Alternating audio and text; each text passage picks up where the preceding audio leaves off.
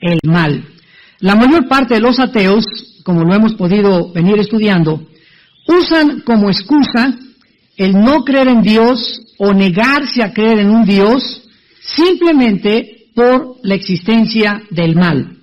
Sin embargo, podemos encontrar algunos principios generales que vamos a delinear en esta noche acerca del mal y a demostrar en esta noche que la idea de un Dios bueno y poderoso y misericordioso no es irreconciliable con la existencia del mal. Repito, la conclusión de muchos pensadores intelectuales ateos es: si Dios es un Dios bueno, misericordioso, no pudo haber permitido el mal. Y si el mal existe es porque Dios no es bueno, misericordioso, ni puro. Sin embargo, lo que para ellos parece irreconciliable e incongruente, la Biblia nos muestra el eslabón y la puerta para que podamos nosotros comprender perfectamente bien que no es irreconciliable estas dos posturas. ¿Cuál es la naturaleza del mal? Vamos a comenzar a entender qué es lo que nosotros le llamamos mal. Nosotros le llamamos mal a las malas acciones, por ejemplo, a los asesinatos. A gente como Hitler, genocida, como Charles Manson en Estados Unidos, como Al Capone. Decimos, esas personas son malas, porque son genocidas, porque mataron, porque asesinaron, porque violaron. Le llamamos mal también a todas las cosas que perturban nuestra comunidad, como la lluvia, los tornados, los huracanes, las inundaciones. Así que cualquier cosa que para nosotros no podemos calificar como buena, la calificamos como mala. Pero sin embargo, ¿qué cosa es lo que hace que estas cosas sean malas? Vamos a pedir atrás que por favor se sienten, por favor. ¿Qué cosa es lo que hace que estas cosas sean malas o que estas personas sean malas? ¿Estará Dios detrás de Al Capone cuando agarró la ametralladora y mató en el día de San Valentín a más de 500,000 personas? ¿Estará Dios detrás de Hitler cuando Hitler mandó masacrar a todos los judíos?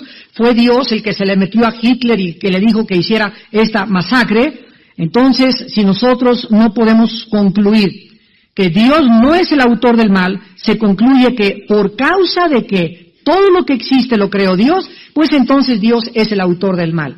Porque Dios creó a Hitler, Dios creó los tornados y Dios creó el mundo y para comenzar Él creó a Satanás.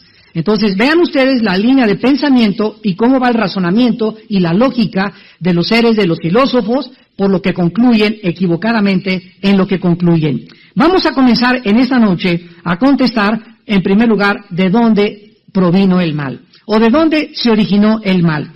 En el principio Dios era lo único que existía. La Biblia dice que Dios es perfecto, invariable, inmutable en sus atributos, su justicia, su sabiduría, el mundo que hizo, todo era absolutamente bueno. Entonces, ¿cómo fue que el mal entró al universo de Dios? Si la primer pareja humana era perfecta, Adán y Eva, ¿por qué se rebelaron contra Dios? Y si se rebelaron contra Dios, otros concluyen que no eran perfectos. Cuando alguna persona afirma no creer en Dios, porque si Dios existiera, no hubiera permitido la existencia del mal en el universo, esta persona, en primer lugar, tome nota, está manifestando una falta total de honestidad filosófica. Voy a explicarlo. Si alguien me dice, yo no puedo creer en Dios, porque hay mal en el mundo y porque si Dios existiera, etcétera, etcétera, no pasaría lo que está pasando, es una falta de honestidad filosófica. ¿Por qué? Porque más bien esa persona, si fuera honesta filosóficamente, debería de concluir diciendo, quisiera que, fíjense qué diferencia, si hay un Dios que me explicara por qué existe el mal en el universo.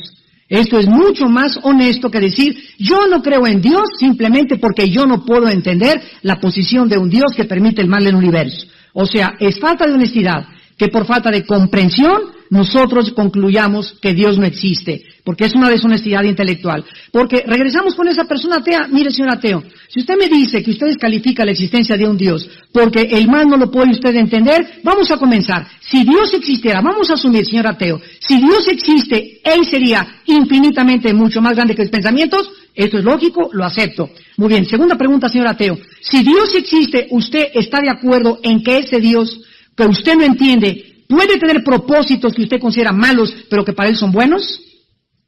Lo acepto definitivamente. Entonces, cierre la cabeza y el cerebro de ostión que tiene.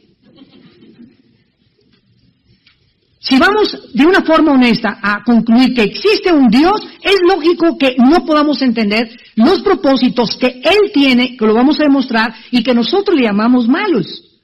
¿Por qué? Porque para que podamos entender los propósitos de Dios, que para nuestra mente son malos, tenemos que entender la mente de Dios. Número uno. Número dos, para entender la mente de Dios, desde nuestra finitud, sería fundirnos los fusibles. Sería una imposibilidad intelectual.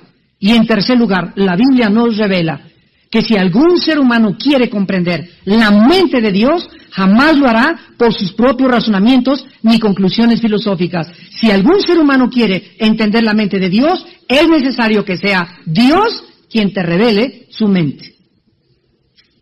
Y por eso cuando venimos a la Biblia, hay personas que muy cultas, muy letradas, doctorado en ciencias políticas, en filosofía y letras, etcétera, etcétera, en sociología, y chocan con la Biblia, y esto es una contradicción, y por qué hay guerras, y por qué mandó matar a estos animales, y por qué Dios mandó matar a los cananitas. La mente humana, al venir a la revelación de Dios, choca contra la revelación de Dios, porque la Biblia es la mente de Dios, y los pensamientos de Dios son mucho, mucho más altos que nuestros pensamientos. Es lo mismo que un niño de 3 años comienza a leer a Descartes, a Demóstenes o a Aristóteles. Choca, no entiende, y como no entiende, ¿qué hace? Cierra el libro de filosofía, porque es natural que a los 3 años no pueda leer filosofía de Descartes o de Demóstenes. Un niño de 5 años agarra un libro de álgebra o cálculo diferencial y comienza a tratar de por qué esta incógnita, por qué raíz cuadrada, y no sabe ni siquiera sumar el niño. Entonces, ¿qué va a hacer el niño? Yo no lo entiendo y rechazo eso.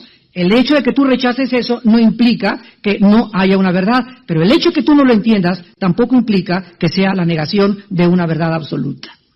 ¿Me van entendiendo? O si no lo van a entender el mes que entra.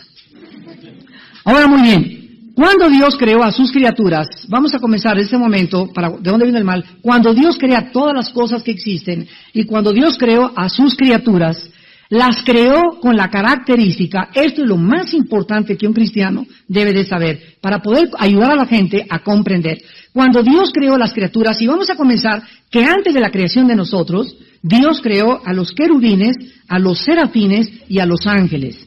A los 4 seres vivientes, y tal vez los ancianos también que están en Apocalipsis 4, ya estaban en el programa y en la mente de Dios.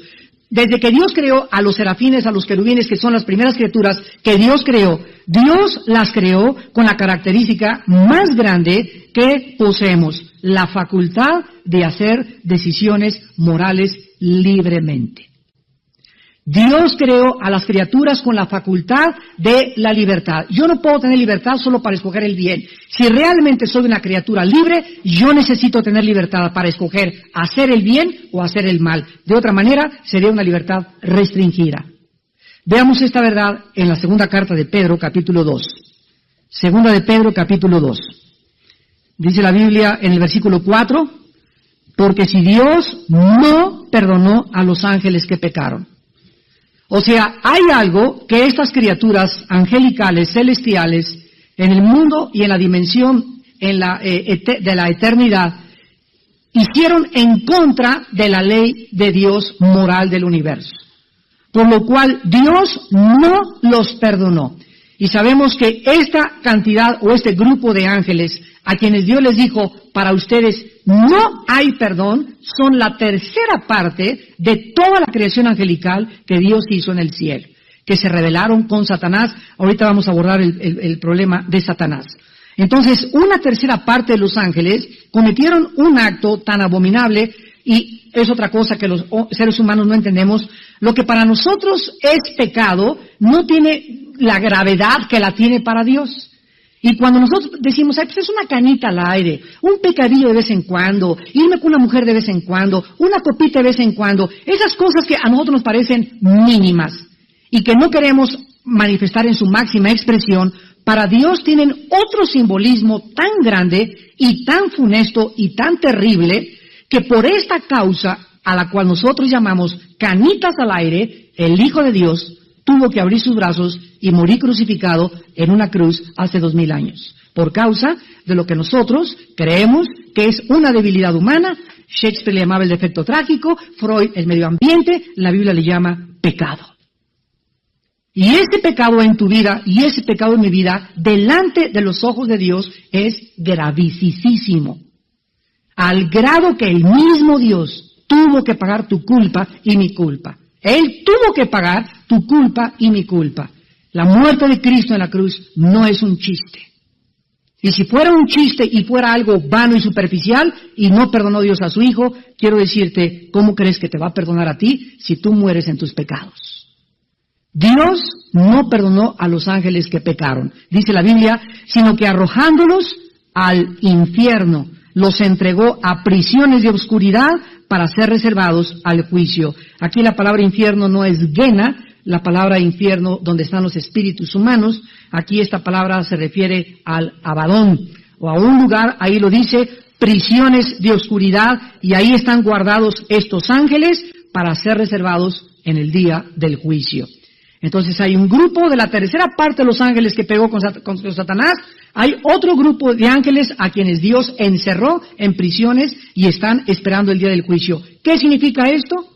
Que si Dios no los perdonó es porque ellos eran libres para someterse a Dios voluntariamente y eran libres para rechazarlo. Ellos rechazaron en contra del conocimiento de la ley de Dios, se rebelaron en contra de la luz tan grande que tenían delante de Dios, se rebelaron y por eso Dios no tuvo perdón para ellos. Lo mismo que si tú te vas al infierno, ya en el infierno jamás tendrás el perdón de Dios.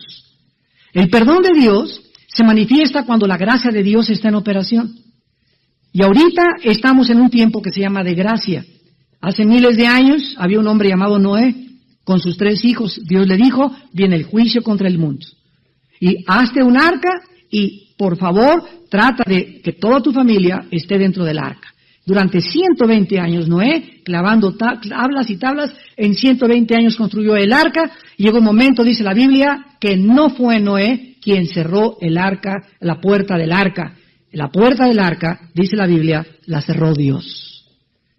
En ese momento, cuando le dijo Dios a Noé, métanse tú y tu familia, y Dios cerró el arca, en ese momento, cuando la puerta se cierra, comienza a caer la lluvia, y la gente comienza a darse cuenta, era verdad, Dios mío, ¿y qué hicieron? Corrieron al arca, y comenzaron a tocar, Noé, ábrenos, Noé, ábrenos. Noé no podía abrir la puerta, porque el que cerró la puerta fue Dios. Se acabó el tiempo y vino el diluvio y se los llevó a todos. La Biblia dice en Mateo 24, así será la venida de Jesucristo en los próximos años que tenemos por delante, como en los tiempos de Noé. ¿No entendieron que deberíamos someternos a Dios? La raza humana no entendió que no somos dioses, no entendieron que debemos ser sumisos y obedientes a nuestro Creador, que no somos independientes, no somos autónomos. Autónomo significa autogobierno, no fuimos creados para que yo hiciera mis reglas y yo hiciera mis mandamientos y yo hiciera lo que me diera la gana. Fuimos creados para conocer a un Dios, conocer sus leyes y libremente someternos a sus leyes o rechazar sus leyes y escoger tu destino eternamente en el infierno en el día de mañana. Vemos pues que Dios pudo haber creado robots, Dios pudo haber creado o elegir criaturas para que le adoraran y le sirvieran automáticamente. Pero Él no lo hizo de esta manera. El amor forzado no es amor, ¿verdad? Tú no puedes tener una mujer y te vienes conmigo porque te quiero tener conmigo y la puedes forzar a vivir contigo, pero tú jamás la podrás forzar a que te ame. Jamás nadie podrá manipular ni forzar los sentimientos de otra persona. Entonces, si tú quieres que algún ser humano te ame a fuerza, es una imposibilidad que no se da en ninguna criatura que Dios ha creado. El amor tiene que nacer del alma, del corazón, y tiene que ser voluntario, tiene que ser espontáneo, tiene que ser natural. Al habernos creado de esta manera, ¿sabía Dios que nos íbamos a rebelar? ¿Sabía Dios que Satanás se iba a rebelar? Claro que sí. Para ser libres teníamos que tener, sígueme con mucho cuidado, no solo la oportunidad de hacer el bien y escoger el bien, sino también para escoger el mal. Vuelvo a repetir, para ser libres teníamos nosotros que tener forzosamente no solo la oportunidad para hacer el bien, sino también que cupiera la posibilidad de que hiciésemos el mal. ¿Se acuerdan cuando Dios creó a Adán y Eva? Adán y Eva eran perfectos.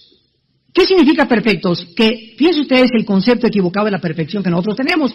La palabra perfecto, teleio, en el griego significa maduro, completo, sin defecto. Entonces, cuando Adán fue creado, no tenía defecto en sus pensamientos, en su estómago, en su razonamiento, en nada. Pero cuando Dios le dijo a Adán, mira Adán, hay 3 árboles. Esos frutales, los que quieras, mangos, chabacanos, uvas, lo que quieras.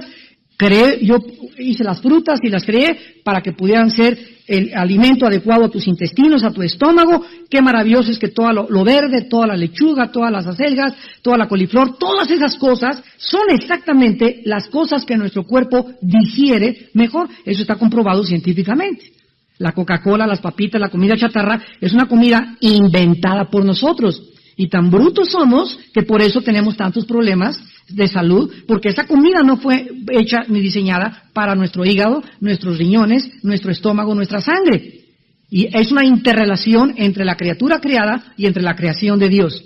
Entonces Dios le dijo a Adán, come por favor, sé vegetariano y come pura fruta. Y luego hay otro árbol, que es el árbol que se llama de la vida.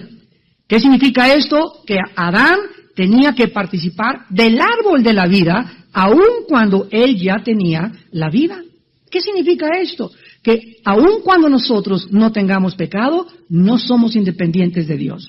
Tenemos que comer diario y alimentarnos de nuestra fuente y el origen de nuestra energía y de nuestra vida, que es Dios. Por eso, cuando llegamos a Apocalipsis, el árbol de la vida está en Génesis y al acabar la Biblia en Apocalipsis. Ahí el árbol de la vida aparece otra vez ya en la Nueva Jerusalén.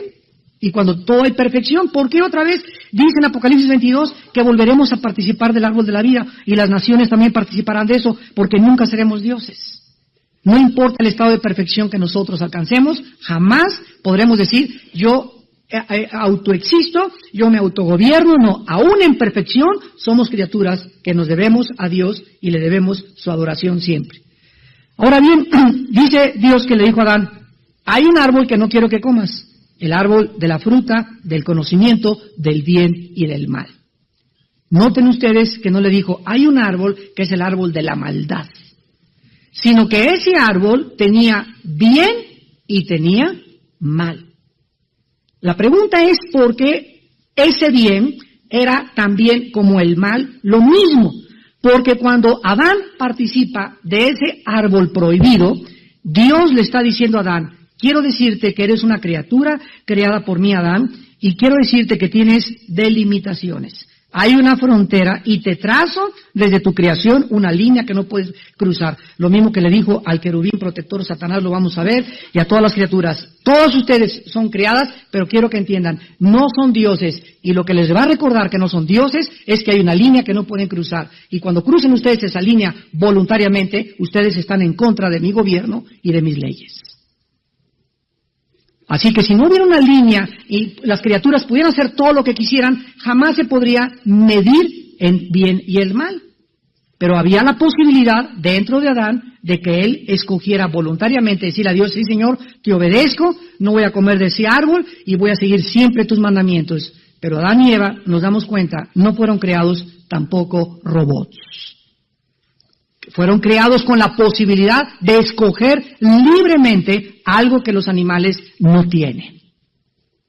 El otro día decía una persona, yo le decía a un hermano, te voy a dar una Biblia nueva, si tú me contestas la diferencia entre los hombres y los animales. Y me dijo, la crin, nada, la crin de los caballos, ¿verdad? La cola, tampoco la cola.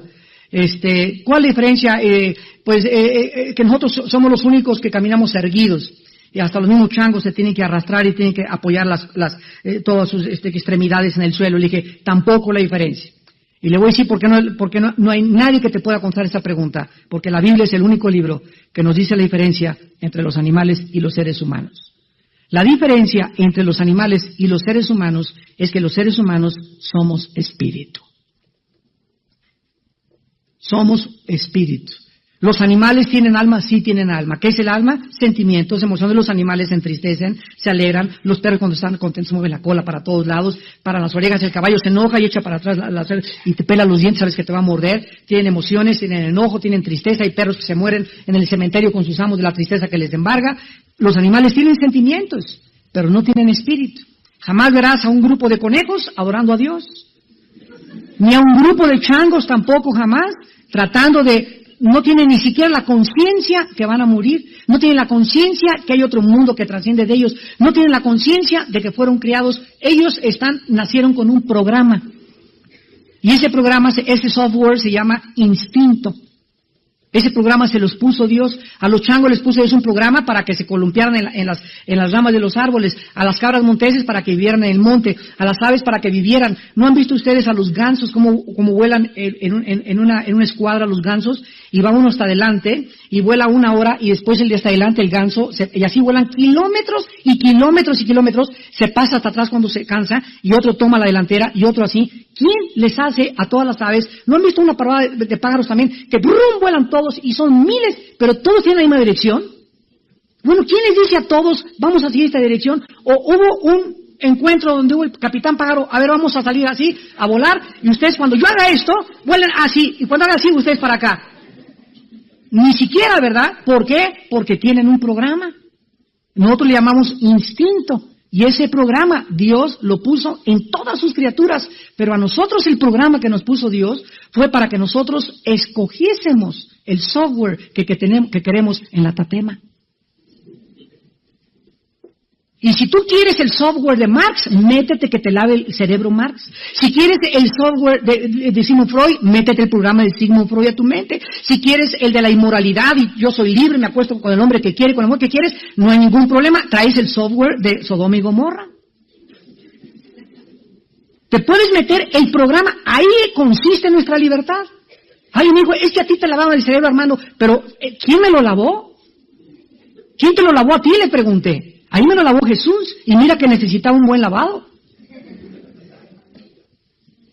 Y si no comprendemos esto, que en esto consiste la característica más grande, que somos agentes morales, libres, responsables. Y esta es la razón, amados santos, damas y caballeros que nos visitan, esta es la razón por la cual va a haber un juicio en el día de Cristo. Y en ese juicio, dice la Biblia, todo boca se va a callar. Y nadie en ese juicio va a argumentar, fuiste injusto, me escogiste para que yo fuera malo, nunca me ayudaste. En ese juicio, Dios, ante sus santos ángeles, querubines, serafines y las criaturas del universo, demostrará al universo entero que las personas que se fueron al infierno, Él no las mandó. Tú escogiste irte al infierno. Nadie acusará a Dios de responsable de haber castigado a esas criaturas. El gobierno no mandó a los narcotraficantes al Moloya, el gobierno no mandó a las cárceles, a la penitenciaría, a los ladrones y asesinos. Ellos violaron las leyes de la sociedad y acarrearon sobre sus vidas el juicio que les correspondía, que es la cárcel o la pena de muerte. Pero nadie puede acusar al gobierno, el gobierno tiene la culpa de los presos. Al contrario, cuando el gobierno no interviene, como ahorita en México tenemos que orar por el gobierno de México, y permite que haya miles de personas manifestándose, usurpando, alterando, agrediendo los derechos de las terceras personas, y no hay nadie que los detenga cuando ellos están infringiendo la ley, en ese momento esto se llama anarquía. Y saben una cosa, la anarquía es uno de los síntomas más graves que una sociedad pueda manifestar de gobierno. ¿Por qué? Porque es cuando ya los ciudadanos no tenemos quien nos defienda. Un grupo se apodera de la ciudad, aprovecha en usurpar los derechos y pisotear los derechos de las terceras personas y nos afectan a todos nosotros, y el gobierno por temor, ¿verdad? Porque es lo que pasa, porque mi partido se vea sumiscuido en otro Tlatelolco, y porque va a haber una matazón o cualquier otra cosa, se intimidan y no hacen lo que tiene que hacer. Como dice Romanos 13, los gobiernos están puestos por Dios para infundir el temor al mal. Y cuando esto sucede, hermanos, estamos en un país en el que tenemos que tener cuidado, porque Dios va a tratar con severidad a nuestros gobernantes. Apunten por favor lo siguiente: la imperfección proviene del abuso de nuestra perfección moral. O sea, Dios no es el autor del mal. La imperfección que existe en el mundo proviene del abuso de nuestra perfección moral como criaturas libres. Es uno de los principios más grandes en filosofía y en teología que me han ayudado a comprender la mente de Dios. la imperfección, la maldad que existe en el mundo es simplemente porque nosotros hemos abusado de esta libertad que Dios nos dio. Dios no nos dio la libertad para que hiciésemos lo que quisiésemos, sino nos dio la libertad para que hiciésemos lo que debiésemos hacer. Les voy a poner un ejemplo. Sale un reo de la cárcel, ya cumplió 15 años de prisión, y el juez le dice, fulano de tal, eres libre. Y él dice, arriba Yahuwah, soy libre, a ver, ¿dónde está la pistola? Espérame tantito, Juan, tú no eres libre para salir e reincorporarte a la sociedad y hacer lo que tú quieras otra vez, porque si tú crees que la libertad es hacer lo que tú quieres, la estás confundiendo con libertinaje.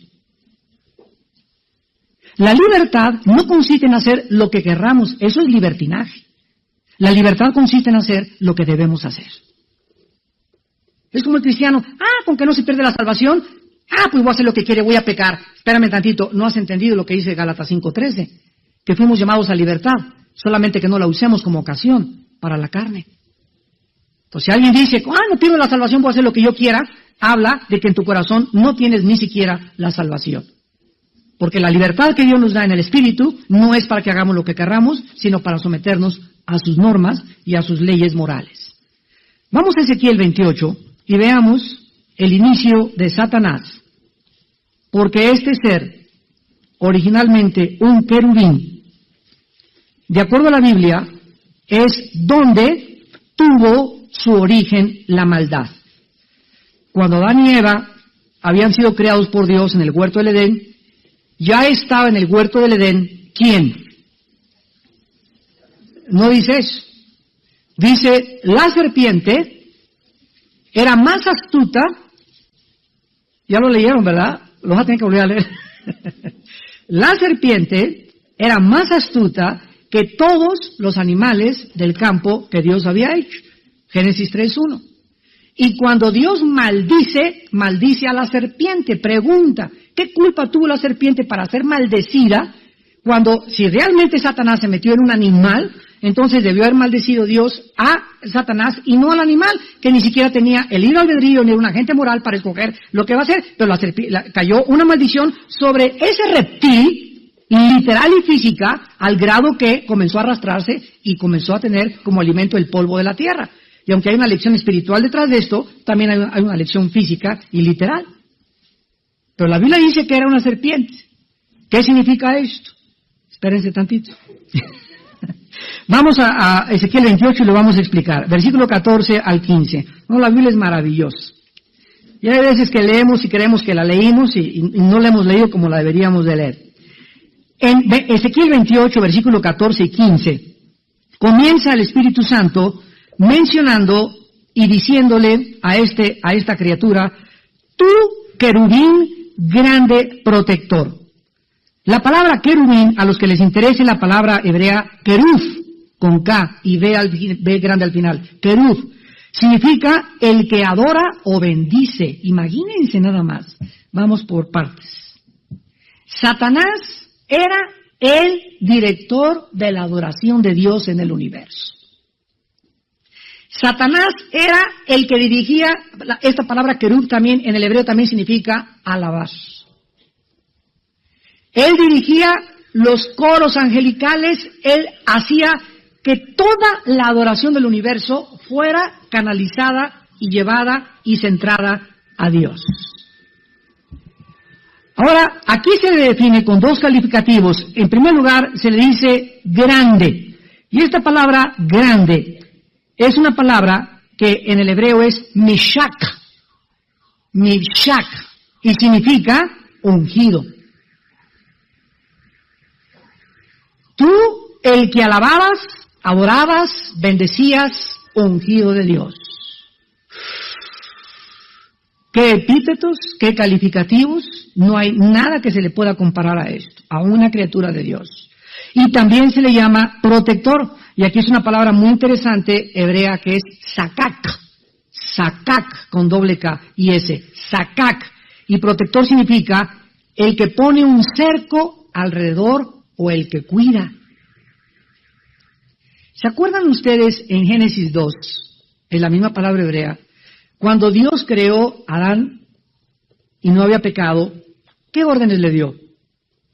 2 órdenes le dio Dios a Adán. 1, labra el huerto. Y 2, cuídalo. Ya lo leyeron, ¿verdad? O lo vas a volver a leer en la noche, en Génesis 2. Fíjense ustedes que Dios le da la orden a Adán de cuidar el huerto. Yo siempre me preguntaba, ¿cómo que lo cuidara? Y era una palabra, sacac, ¿lo cuidara de quién? O sea, Dios ya sabía que Satanás se encontraba en el huerto. Y la responsabilidad de Adán era nunca dejar papalotear a Eva. No dejarla que anduviera ahí, ¿verdad? Porque la mujer innatamente es curiosa. Ahora fíjense ustedes, cuando Dios le dijo al hombre, de ese árbol no comerás, Eva no había sido creada. Esto fue en Génesis 2, 15 al 17. Y Eva es creada hasta el final del capítulo 2 del Génesis, después de los animales. Porque cuando Dios crea a Adán, le trae al elefante y dice, la elefanta no la hace conmigo. La tigresa tampoco. La leona tampoco. Y cuando Dios le trae a Eva y la saca de su material genético, ya explicamos que esto tiene una relevancia científica también porque el hombre tiene 2 cromosomas, el XY, la mujer tiene 2 cromosomas XX. Entonces, si Dios hubiera sacado del material genético de la mujer al hombre, hubiera sido una raza híbrida, porque la mujer carece del cromosoma Y. Pero cuando Dios saca a la mujer del material genético de la cromosoma XY a la mujer del hombre, entonces se pudieron interrelacionar y reproducir, porque la mujer ya pudo tener también, y es lo que determina si nace varón o nace hembra. Bueno, esa es la relevancia científica de eso. Pero cuando Dios le trae la mujer a Adán, ¿qué fue lo primero que dijo Adán? Esta es, y será llamada Isha, que significa varona, porque del Ish, del varón fue tomada. Y Adán dice, esta es hueso de mis huesos y carne de mi carne. O sea, Adán estaba diciendo que para que un matrimonio funcione, debe haber compatibilidad, porque la arena y el aceite no se llevan. Cásate tú con un hombre que no es compatible a ti, o con una mujer que no es compatible a ti, y si ella es aceite y tú eres agua, nunca van a poder vivir. Y de ahí el término son matrimonios desabidos. Desde antes de casarse se peleaban. ¿Por qué? Porque tú tienes que esperar que Dios, ¿verdad?, de tu vida espiritual pueda traer a esa mujer que va a ser compatible con tu vida. Y de ahí tantos divorcios. Por la incompatibilidad de caracteres. Porque te casaste con la persona equivocada y si te casaste te amolaste. Ya no hay de que me voy a Cancún a buscar a otra. Entonces Dios le trae a esta mujer y entonces cuando Satanás ataca a la mujer en el huerto del Edén, por eso la Biblia, no se preguntaban también ustedes, ¿quién cayó primero, Eva o Adán? Eva, pero la Biblia dice lo contrario. Dice la Biblia, no le echamos la culpa a la mujer, dice la Biblia que Eva fue engañada, pero que Adán pecó deliberadamente. Yo siempre me preguntaba, ¿y por qué nos echan la culpa a nosotros cuando fueron ellas? Cuando fueron ustedes. ¿Por qué? Porque ella no tenía la revelación de Dios directa, sino que Dios le dijo a Adán, Adán, a ti te hago responsable, tú tienes que cuidar que tu mujer no coma de ese árbol. Y entonces Adán se lo transmitió a su mujer. Eva no recibió directamente de Dios la orden, la recibió del hombre. Fue triangulada la orden que Adán le da a Eva. Y como estaba triangulada y Dios no le dio a Eva la orden, no comas del árbol, el hombre era responsable y el hombre tenía que cuidar precisamente porque Dios sabía que en ese huerto estaba una criatura que iba a servir también en los planes de Dios para probarlos a ellos y tenía que cuidar de que su mujer no cayera en la trampa. La pregunta es, ¿cuándo Eva se acerca y tiene la conversación con esta serpiente? ¿Dónde estaba Adán? No estaba durmiendo porque el dormir es cuando entró, dice mi esposa que vio en el partido Chivas América. No estaba durmiendo porque no dormían. El sueño entró cuando entró el pecado. Y cuando Dios sacó a Eva de Adán, lo puso a dormir. Fue la primera operación anestésica sin cloroformo. Pero Pero Adán y Eva no dormían, ¿verdad? No estaba el ser humano con la necesidad. ¿Qué es el sueño? El reponer energías después de 18 horas de trabajo. Eso entró ya cuando entró el pecado. ¿Dónde estaba Adán? La Biblia no nos dice dónde estaba Adán, sería inútil especular. Regresamos a Génesis. Sentido común. Ezequiel 28, por eso se le llama a Satanás querubín grande protector. Todo esto es muy importante para que tengamos un trasfondo teológico. O sea, Satanás, ahora la pregunta es la siguiente. Si este querubín ha sido el ungido, el director de la alabanza, etcétera, etcétera, ¿de qué cosa tenía que proteger el trono de Dios? ¿Nunca se lo han preguntado? Yo tampoco, no, sí es cierto. Bueno, cuando la Biblia dice que Satanás fue creado como el protector de los ángeles de Dios, es porque Dios sabía que existía en todas las criaturas que Él creó la posibilidad de que cualquiera de ellos escogiera no seguir adorándolo libremente. Y aquel que fue llamado para proteger y guardar el trono de Dios fue Él precisamente, esta criatura, de donde nació el pecado y el origen de la maldad. En la criatura más grande y más poderosa que Dios creó. La lección espiritual es inmediatamente relevante y entendible, no importa lo cerca que estés de Dios. En ti existe y en mí también la posibilidad de revelarnos, aun cuando hayamos alcanzado un nivel espiritual elevadísimo con Dios. El que piensa que está firme, mire que no caiga. El que crea, no, yo anoche hablé en lenguas, hermano. Anoche vi volar a Miguel, así pasó por arriba del techo en mi casa, hermano. Tuve apariciones de ángeles. Yo sé que soy el profeta de Dios, me dicen el apóstol. No, yo, mire, hermano, usted no se imagina que tengo todos los dones espirituales. Yo soy puro como la blanca nieve. Imposible, una mujer a mí no me mueve el tapete. Cálmate, Habacuc. Ni los profetas. Pablo, cuando una persona habla así, es porque sabe una cosa, habla como Pedro antes de que negara a Cristo. ¿Se acuerdan lo que le dijo Pedro a Cristo? Imposible, Señor, no te abandonaremos, te defenderemos y cuidado, ay de ti que no te pase eso. Y Cristo le dijo, Pedro, Satanás ha pedido zarandearte como al trigo, pero yo he orado para que tu fe no falte. Si no es por la intervención sobrenatural de Dios en la vida de Pedro, Satanás hubiera acabado con Pedro. ¿Por qué habló tan impulsiva y tan precipitadamente Pedro? Porque no se conocía a sí mismo la debilidad de nuestra carne. Pablo era un hombre que decía en Filipenses, yo no soy de los que confían en la carne. ¿Qué significa esto? 1 Corintios 9, 25 al 27. Golpeo mi cuerpo y lo pongo en servidumbre, no sea que, habiendo sido yo heraldo y siendo el apóstol, a mí se me apareció Jesús y fui llevado al cielo.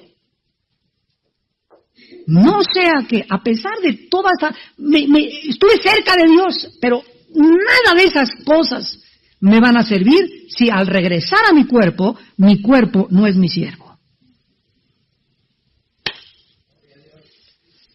Señor, ayúdanos, ten misericordia. Por eso, yo les decía ahora en el seminario, la pornografía es el veneno más grande que Satanás está usando contra los varones principalmente.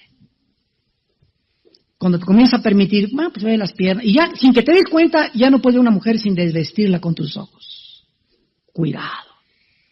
Porque ya es un monstruo que sin que te des cuenta y vas a creer, lo vas a acabar aceptando como normal. Ya es normal para ti ver una película pornográfica una vez a la semana.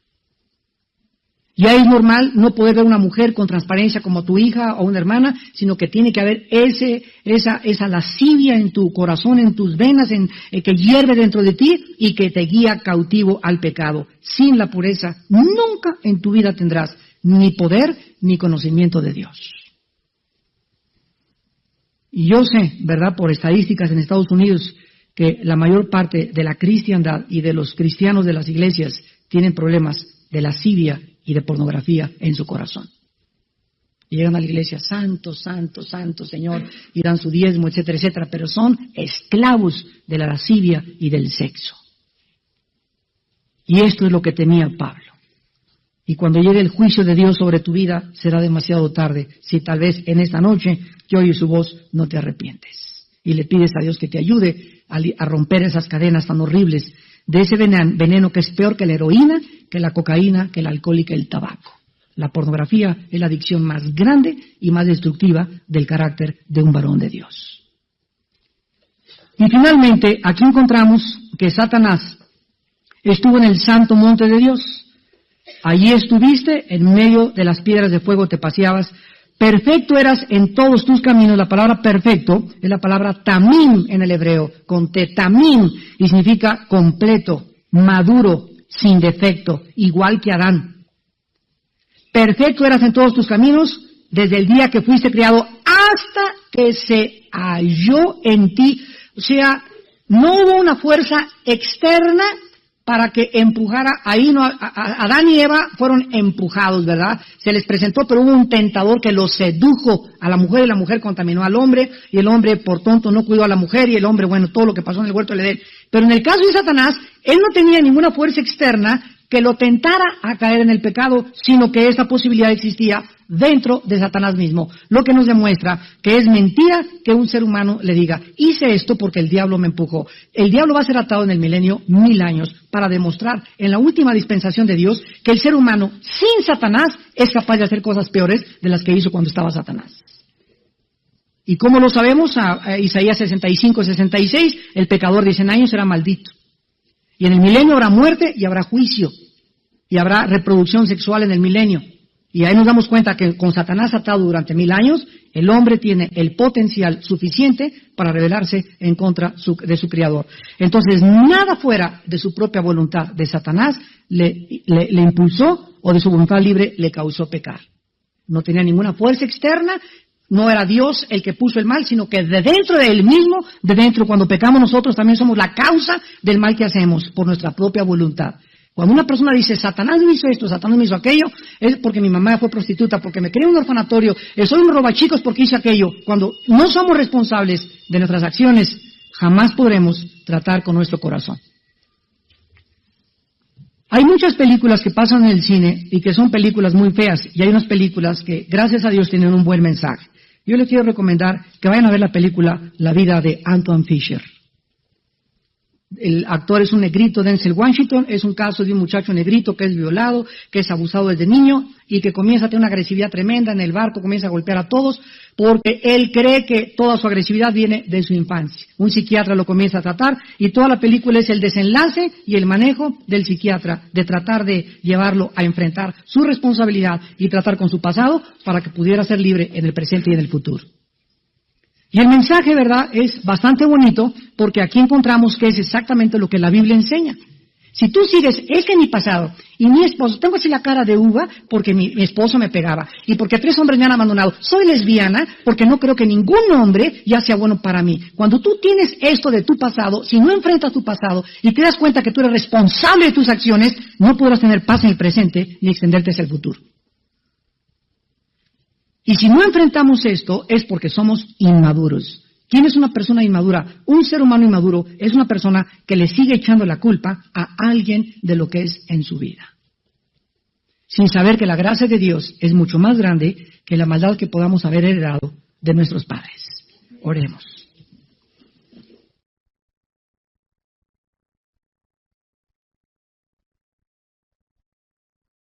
Porque no podemos conocerte sin conocer a tu Hijo Jesucristo. Jesús les dijo a los discípulos antes de morir, no se turbe su corazón. Si creen en Dios, crean también en mí. En la casa de mi Padre hay muchas moradas. Si así no fuera, yo os lo hubiera dicho. Pero si me fuere y os prepararé el lugar, vendré otra vez. Vendré otra vez. Y os tomaré a mí mismo para que donde yo estoy, ustedes también estén.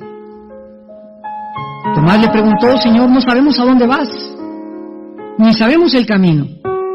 Jesús le contestó, yo soy el camino, yo soy la verdad y yo soy la vida. Si a mí me conocen, conocerían a mi Padre. El que me ha visto a mí, ha visto al Padre. Y si algún ser humano quiere conocer a Dios, no puede saltarse a Jesucristo, porque Jesucristo vino al mundo a revelarnos al Padre. Y nadie más que Jesús es el canal, el medio, el mediador entre Dios y nosotros. No hay otro nombre dado bajo el cielo que Dios haya escogido para nuestra salvación y para conocerlo a Él, más que Jesucristo. Te damos gracias, Jesús, porque tú también dijiste cuando estabas en este mundo: te alabo, Padre, y te doy las gracias. Porque estas cosas, las cosas que estamos estudiando, las escondiste de los sabios y de los entendidos y se las revelaste a los niños. Si algún ser humano quiere conocer a Dios, tienes que convertirte como un niño, dócil, inocente, puro, manso de corazón, como son los niños, sin prejuicios, aceptando con un corazón abierto la enseñanza del Espíritu Santo, con mansedumbre para recibir la palabra de verdad en tu corazón, y Dios nos llevará de gloria en gloria, de misterio en misterio, de profundidad en profundidad, porque lo profundo atrae a lo profundo, lo semejante atrae a lo semejante. Dios, gracias porque, oh profundidad de las riquezas de la ciencia y el conocimiento de Dios, cuán insondables son sus caminos e inescrutables sus riquezas. Hay demasiadas cosas maravillosas que no entendemos, que Dios ha hecho, pero que le ha agradado enseñárselas a aquellos que quieren pagar el precio de entenderlo, a aquellos que le buscan, que son puros en su vida y que aman la verdad. Padre, en esta noche te pedimos que salves las almas y todas estas personas en esta noche que nos acompañan, que no tienen a Jesús aún en su corazón, que en tu vida hay pecado y tú lo sabes. Las buenas noticias son que Dios proveyó en la cruz la solución y la cura para tus pecados y mis pecados. Las buenas noticias del Evangelio son que no tienes que pagar tú ni yo por nuestros pecados. Jesús vino al mundo a decirnos que Él venía a pagar en nuestro lugar, a morir como nuestro sustituto, para que nosotros recibiésemos su justicia y Él nuestra culpabilidad en esa cruz. Dios hizo un intercambio en la cruz del Calvario. Ponía nuestras culpas y pecados en el cuerpo de su Hijo, y la justicia y santidad de su Hijo nos la imputaba a nosotros. Oh Dios, gracias porque Él muere para que nosotros vivamos y pague el castigo para que nosotros seamos libres del juicio final. ¿Qué tengo que hacer en esta noche? Me preguntarás, para entrar con Cristo en una relación. Arrepiéntete de tus pecados en primer lugar. Arrepiéntete. Está dispuesto a abandonar la clase de vida que llevas. Cree que Dios tiene el poder para ayudarte a salir de donde tú te encuentras. Arrepiéntete. Reconoce que estás equivocado, equivocada. En segundo lugar, cree que Jesús es el Salvador y que fuera de Cristo tu vida y mi vida no tienen esperanza. Que Él es el que pagó en la cruz y Él es el único Mesías, el Dios hecho carne. Y en tercer lugar, simplemente invítale a tu corazón. Ahí desde tu lugar dile a Jesús: Señor mío y Dios mío, en esta noche mi conciencia me dice que te necesito, que mi vida no puede seguir siendo la misma, que soy responsable delante de ti y que algún día, en el día de mi muerte, me llamarás a cuentas por todas las cosas que hice. Y en ese día de mi muerte, yo quiero recordar que tú moriste en la cruz por mí y que esta noche te invito a mi vida, para que pueda morir en paz y saber que alguien pagó en mi lugar y que gracias a esa muerte tú me vas a recibir después de esta vida para vivir eternamente en tu presencia. Señor Jesús, te pido que en este instante entres a mi corazón. Gracias por la sangre que diste en la cruz en mi lugar y que por tu muerte pagaste por mis pecados. Te recibo en este instante como mi Dios y mi Salvador y te pido que ya no sea yo la persona que siempre he sido. Que obres en mí un milagro y que me cambies para vivir de acuerdo a tu ley y a tus mandamientos. En el nombre de Jesús. Amén. ¿Por qué permite Dios el mal? ¿por qué permite Dios el mal? La forma clásica de este argumento ha estado en controversia a través de toda la historia, y miren ustedes cómo la mente intelectual humana, sin la revelación de la Biblia, establece o postula, estos le podríamos llamar silogismos. Y son 4 puntos. Número 1, si Dios es bueno, así dicen muchos filósofos, Él podría destruir el mal.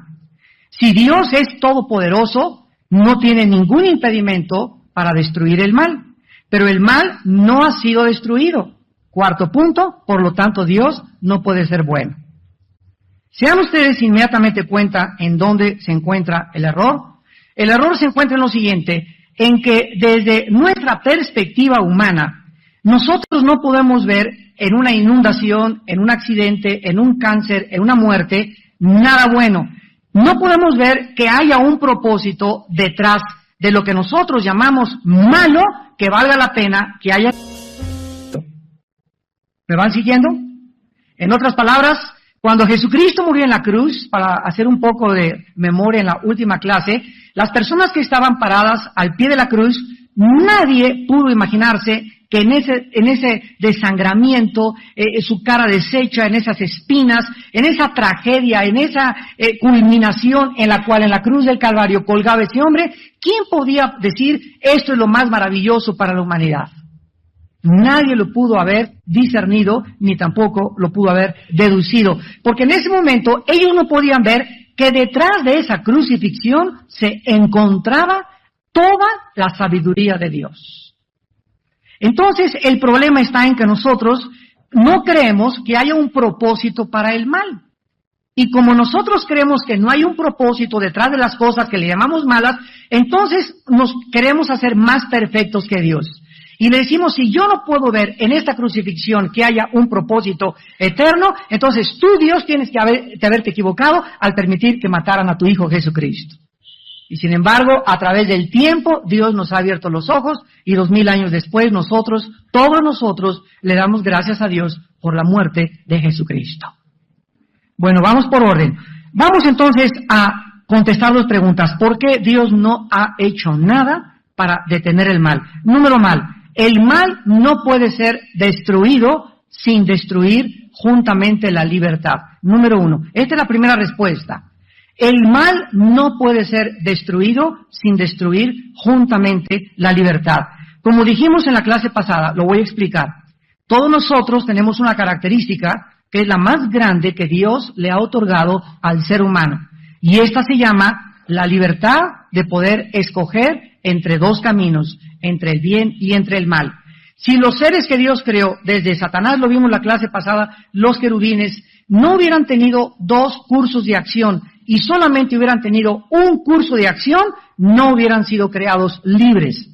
Entonces, cuando Dios permite que la criatura pueda determinar y hacerse responsable de, Señor, te quiero amar libremente o rehúso amarte y me rebelo contigo, no se puede hablar de libertad. Si la libertad fuera destruida, la cual es la única manera de acabar con el mal, ¿verdad? Porque tú no puedes acabar con el mal si no hay libertad. O sea, si hay puro bien, pues no tienes con qué acabar, porque no vas a acabar con el bien. Pero si tú tienes los 2 caminos y eres libre para escoger el bien y el mal, necesitas ser libre para acabar con el mal. Entonces, si nosotros somos seres libres y queremos acabar con el mal, destruiríamos la misma libertad. Si la libertad fuera destruida, la cual es la única manera de acabar con el mal, esta sola acción sería mala por sí sola. ¿Por qué? Porque le quitaría a la criatura la más grande característica y el más grande bien que poseen, la libertad. Entonces, destruir el mal sería una acción mala. Miren cómo nos la voltea Dios.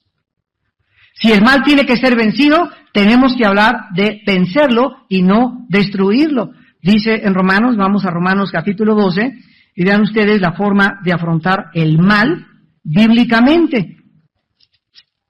Aquí está hablando acerca de la venganza, y esto solo los cristianos lo pueden comprender. Romanos 12, versículo 17 en adelante. Dice Romanos 12, 17, no paguéis a nadie mal por mal. Procuren lo bueno delante de todos los hombres. Comienza diciéndonos Dios, si alguien te hace algo malo, ¿qué es algo malo? Nosotros llamamos malo a, me hablaron mal de mi nombre, me calumniaron, hirieron mi reputación, no es cierto lo que dijeron de mí, me poncharon las llantas de mi carro, cualquier cosa que nosotros recibamos como una acción equivocada de la gente, Dios nos manda no responder nunca de la misma manera. Vamos a partir de esa base y vamos a ver la razón que se encuentra detrás de esta sabiduría de Dios. Dice el versículo 19, no os venguéis vosotros mismos, amados míos, sino dejad lugar a la ira de Dios, porque escrito está, mía es la venganza, yo pagaré, dice el Señor. Muy bien. Dios me dice, mi Armando, esa persona que te hizo ese mal, esa persona que te insultó, esa persona que te ponchó las llantas, etcétera, etcétera, tú no le pagues con la misma moneda, ya no te vuelvo a hablar, eres esto, eres el otro. Déjame, dice Dios. Ahora, primero me pregunta Dios, ¿crees en mí? Porque ahí parte todo, ¿verdad? ¿Crees en mí? Sí, Señor. Bueno, si tú crees en mí, déjame decirte, yo soy el que le voy a pagar a esa persona. Si tú intervienes y tú te vengas, dice Dios, entonces me amarras las manos y yo ya no puedo intervenir. Y va a pasar dos cosas. Una, en tu venganza se te va a pasar la mano. O dos, no le vas a dar el justo pago. Porque es imposible que le paguemos exactamente como lo que nos los hizo. Entonces, si dejamos que Dios se vengue y Él intervenga en la vida de nuestros enemigos, Dios es absolutamente justo y Él sabe, solo Él sabe el escarmiento que esa persona necesita.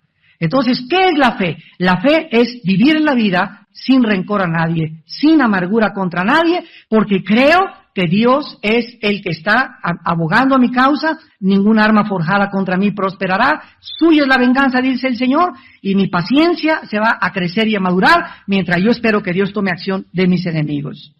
Por eso, un cristiano amargado es un cristiano derrotado por el mal. El mal lo derrotó. Y cuando el mal te derrota, es porque no usaste las armas de la luz para contrarrestarlo. Entonces, si alguien te hace mal, o te dejó tu esposo, o tu novio se fue con otra, y tú te amargas, ¿qué estás haciendo? Estás guardando veneno, y estás diciendo, Dios mío, estoy frustrado, ¿por qué? Porque yo quería que fuera para mí mi Panchita, y yo quería que Chencho fuera para mí, y yo quería esta casa, y no es justo que mi esposo nos haya hecho esto, y no es justo que mi padre nos haya hecho esto. Tú estás en ese momento tratando de combatir las circunstancias, y estás enfrentándote con un dilema que escribió hace muchos años Demóstenes, un gran filósofo griego, y él dijo en esta frase, es inútil irritarse contra las circunstancias porque éstas permanecen impasibles ante vuestra cólera. O sea, es inútil que te irrites contra las cosas que son adversas porque tu enojo y tu amargura no van a hacer que cambien las cosas. Al contrario, tú te vas a autodestruir. Por eso, dentro de la vida cristiana, no puede existir el rencor ni la amargura contra nadie. Ahora vean aquí en el versículo 20, y dice Dios que si tu enemigo tiene hambre, dale de comer. Si tiene sed, dale de beber, porque haciendo estas cosas, ¿qué sucede? Ascuas de fuego amontonará sobre su cabeza. O sea, Dios me dice, bueno, Armando, ya te insultaron, ya sé que esa persona te insultó, y no solamente, no te digo nada. No, nos dice Dios, no solamente no guardes rencor, sino trata de ir con esa persona y hacerle un favor. Porque hasta que no la fe tiene obras, es muerta. Entonces, si tu vecina anoche hizo un ruedrazo y hasta las 4 no te dejaron dormir y estás que les quieres apretar el cogote a todos ahí junto a tu casa, etcétera, etcétera, hazle un pastel, vecina, anoche no nos dejaron dormir, pero es una cosa, queremos decirle que les amamos. Les traigo un pastel, ella le va a dar el soponcio, no va a saber qué hacer, la vas a sacar totalmente, le vas a mover el tapete, como dicen los jóvenes, pero en el momento que hacemos esto, en el momento que le demostramos de alguna manera a la persona que sabemos que nos odia una manifestación de nuestro amor, en ese instante comienza su juicio. Es lo que significa ascuas de fuego. En ese momento es cuando Dios ve y dice, esta acción es la que me pone a mí en acción. Porque si algo hace que Dios entre al escenario humano a actuar, es la fe. Y sin fe es imposible agradar a Dios. Y dice el versículo 21, no seas vencido de lo malo, sino vence. Aquí está el mal, no podemos destruir el mal. Se nos manda vencer el mal nada más. O sea, esta es la guerra de los siglos, la guerra cósmica desde que hubo la rebelión en el cielo, una lucha entre el bien y entre el mal, donde al final Dios demostrará que es más poderoso el bien que el mal. Entonces, si alguien me hace algo y yo le contesto de la misma manera, tu esposo te dio una cachetada o te hizo algo y tú vas y le das un cacerolazo, o no le haces ya el desayuno, etcétera, etcétera, le estás pagando con la misma moneda. Entonces, en ese momento, tú estás siendo derrotada. Porque la única manera de vencer el mal es con el bien. Y esto es lo que hace que nosotros podamos comprender que nuestras armas no son carnales, sino poderosas en el Señor para la destrucción de fortalezas. Entonces, nosotros tenemos que comprender en esta mañana, en esta tarde, ¿verdad?, que si el mal tiene que ser derrotado, tenemos que hablar acerca de vencerlo y no de destruirlo. Ahora, en segundo lugar, el hecho de que el mal no está siendo actualmente destruido no significa que nunca lo será. El problema está en que nosotros quisiéramos ya hoy que agarren al diablo y que lo ahorquen y que acaben con todos los malos. Una vez en un elevador en un hotel, una persona me abordó y me dice, oiga, quería preguntarle, ¿por qué Dios no acaba con el mal de una vez por todas? Si Él es todopoderoso. Yo me volteé y le dije, porque comenzaría con usted. Así que dele gracias a Dios que no ha sucedido esto. Y miren, esto es lo que dice 2 de Pedro 3:9, precisamente. Así que esas personas que te dicen, ¿por qué Dios no acaba con esto? ¿Y por qué? Porque comenzaría contigo. Dice 2 de Pedro 3:9, el Señor no retarda su promesa.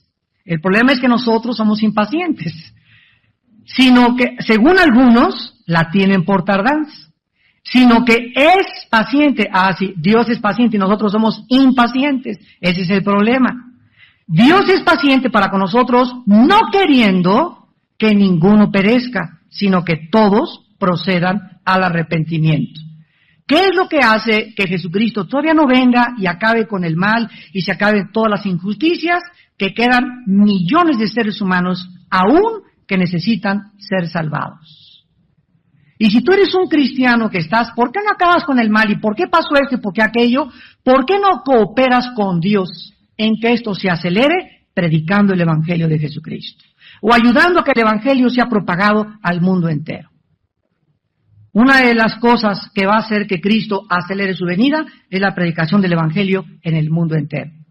Nosotros le damos a Dios y no sabemos cómo darle gracias a Dios por el privilegio que nos ha dado de estar ya en 52 países en la televisión. Tenemos una audiencia de 47 millones de personas a la semana, viéndonos a través de la televisión, en todo el mundo, menos en la China.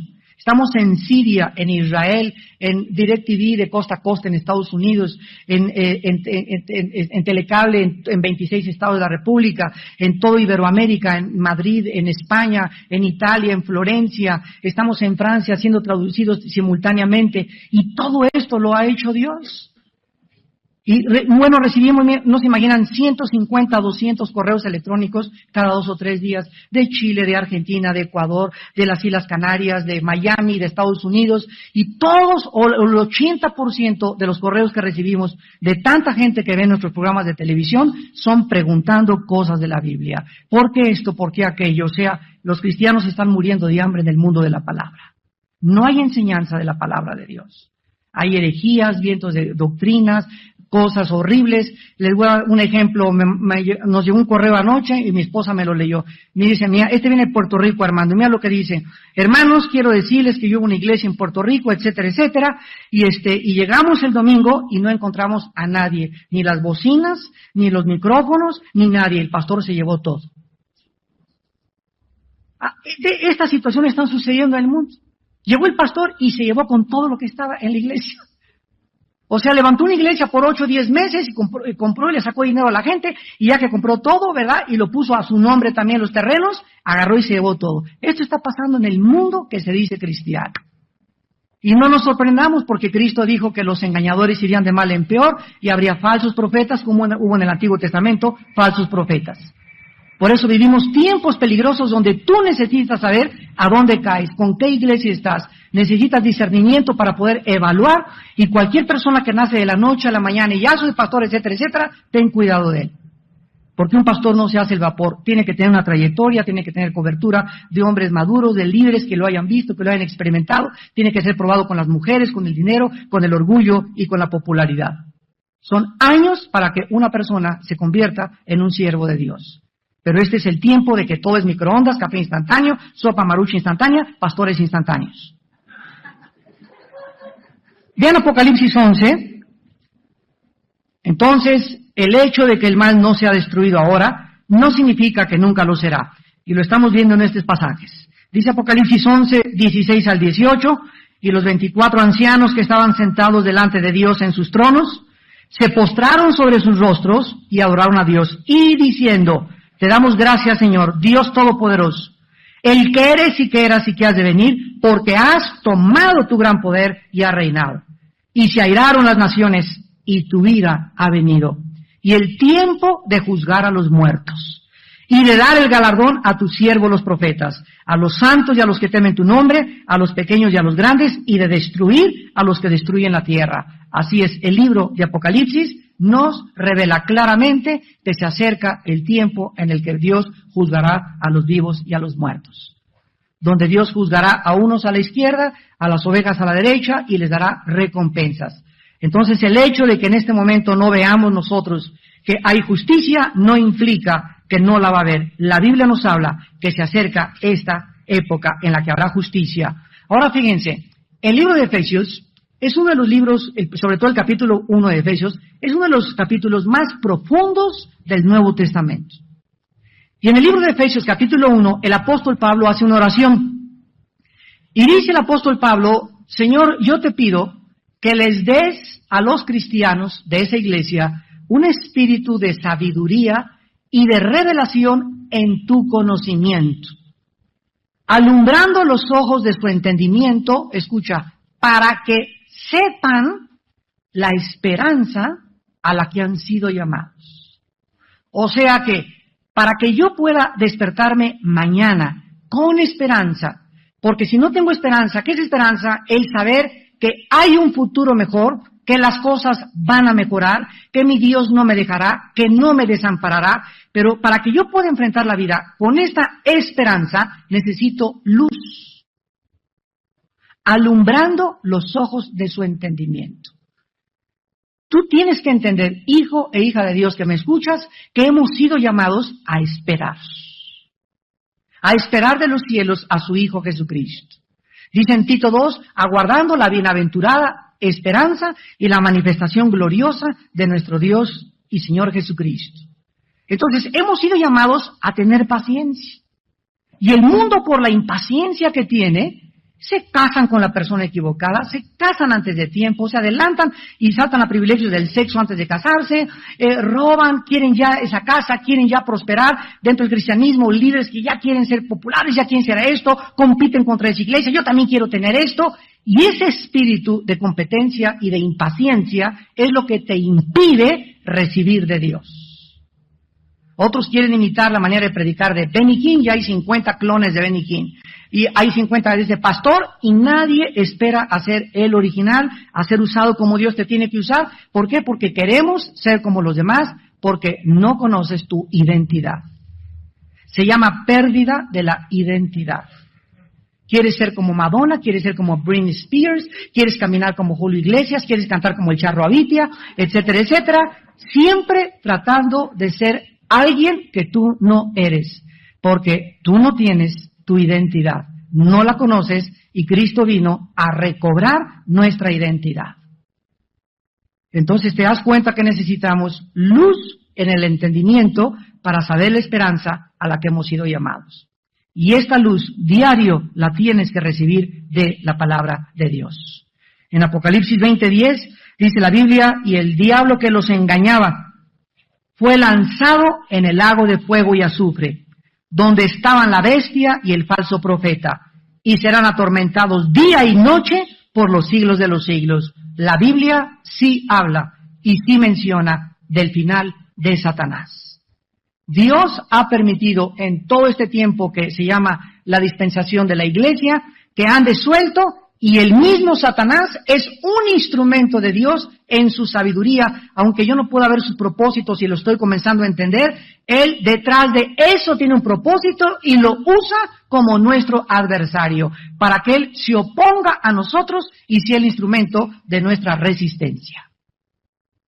Hace mucho tiempo, cuando estaba jugando fútbol americano en high school, estaba en una escuela internado en Estados Unidos, el coach nos decía, mira, esa persona, yo estaba así junto con él y me estaba enseñando cómo venían y le pegaban, nos ponían unas muelles de así grandísimas para pegar con colchones a la muelle. Entonces, cuando un jugador, el coach, el entrenador veía que empujaba la muelle, le decía al asistente, ponle 2 muelles más. Entonces llegaba el jugador y ¡pum! Y ya con el coach, oiga, no se vale, si ya me puso usted más resistencia, ahora está más duro empujarla. Y el coach le contestó y le dijo, porque he visto que tú puedes empujar más. Entonces, a mayor empuje, más resistencia le ponían, para que empujara aún 3 veces más. Nosotros no podemos saber la capacidad que tenemos de enfrentarnos a la vida hasta que no enfrentamos la adversidad. Si Dios ve que a la primera de cambio alguien llegó y, ay hermano, me dijeron fuchi, ya no regreso a la iglesia, por eso ya se fue de la iglesia el hermano, ay el pastor me exhortó y me habló muy feo, ay, si tú eres una persona hipersensible, que no aguantas nada, Dios no te va a poner ya más muelles, ahí te va a dejar y le va a decir, no la toquen, no toquen a doña Chole porque chilla. El otro por cualquier cosita ya está amargado, ya él creyó, y esto es lo que determina el espíritu de grandeza que cada uno de nosotros tenemos, en la forma como enfrentamos la adversidad. ¿Cuánta resistencia tienes, escúchame, para sufrir? Y cuando Dios ve que no, como decimos vulgarmente, te agüitas, y no te amelcochas, y no te apachurras, y no te desanimas, y no te, ¿para qué? Y ve Dios que te levantas y te empujas, y que sigues a pesar de las cachetadas y todo, y que sigues caminando. Dios no te imaginas lo que tiene para ti mañana. No te imaginas. Porque precisamente los valientes arrebatan el reino de Dios. Se necesita en esta vida, y para poder vivir con Dios, valor. Y como ese valor no es inherente ni innato de nosotros, es un valor que el Espíritu Santo nos infunde, porque no nos ha dado Dios espíritu de cobardía. Si realmente tienes al Espíritu Santo, te vas a levantar, vas a empujar, te vas a sobreponer a tus enfermedades, a las tragedias, a las desilusiones, a lo que te hicieron, y te vas a levantar y te vas a reír, así te vas a reír de tu pasado y de la pesadilla que atravesaste. Y dice el Señor en el Salmo 91, por cuanto en mí has puesto tu confianza, yo también te libraré. Y te sacaré del pozo de la desesperación, y pondré tus pies sobre la peña, y te dejó tu marido, pero yo soy padre de huérfanos y de viudas, y te dejó tu esposa, pero te va a una mejor, que Britney Spears va a quedar chiquita, y vas a ver lo que voy a hacer contigo. Pero nosotros, ¿qué necesitamos? Necesitamos creer. Necesitamos creer. Ahora, ¿cuál es el propósito o por qué permite Dios el mal? La pregunta que surge la mayoría de la gente es, ¿por qué me pasó esto a mí? ¿No es verdad? ¿Por qué se robaron mi carro? ¿Por qué se tuvo que morir mi hijo? Mire un ejemplo.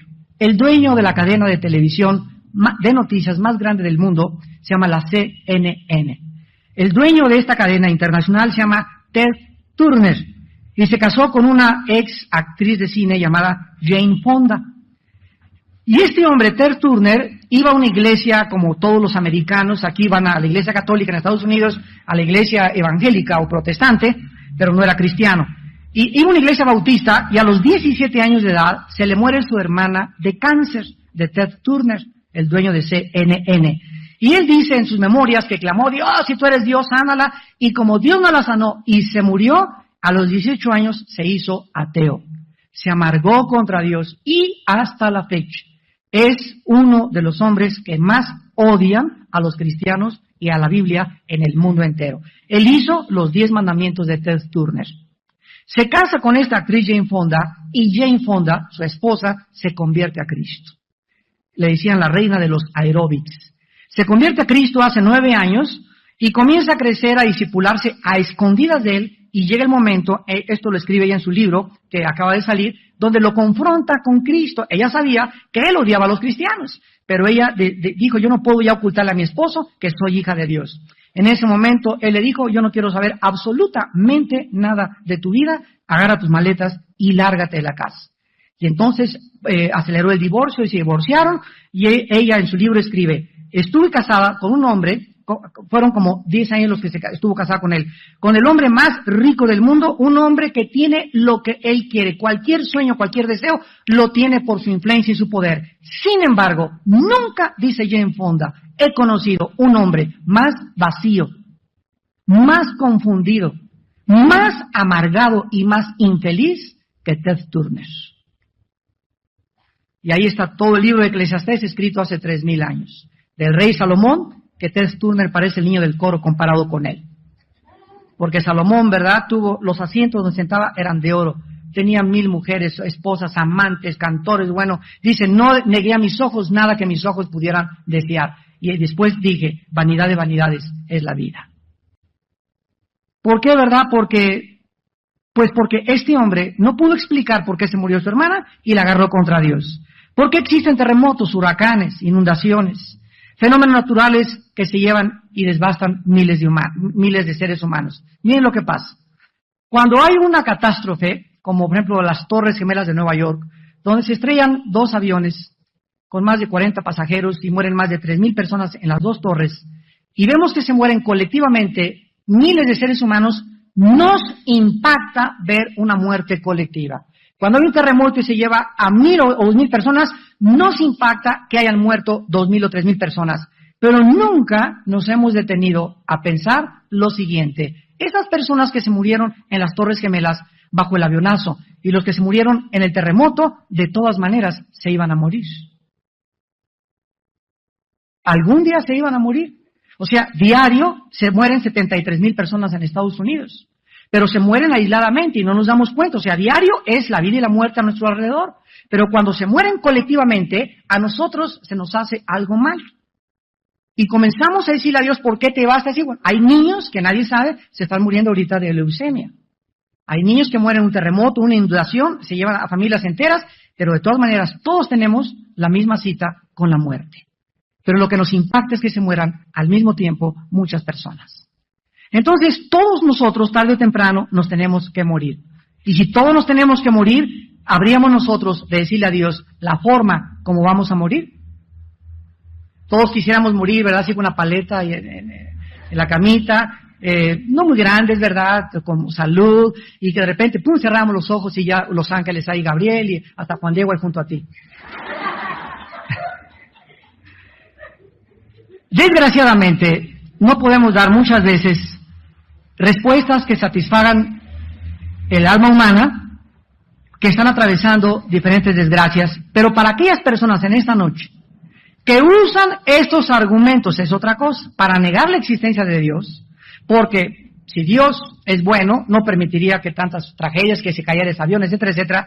Para esas personas que usan estos argumentos y los esgrimen filosóficamente para negar la existencia de Dios, podemos darles algunas respuestas. ¿Saben ustedes cuál es el argumento de estas personas? Déjenme parafraseárselos en 3 puntos. Número 1, no existe, dicen estos ateos, un buen propósito para el sufrimiento. Si el sufrimiento existe, no puede haber algo detrás que sea bueno. Bueno, hay que llevarlos a la cruz, ¿verdad? Como iniciamos esta conferencia.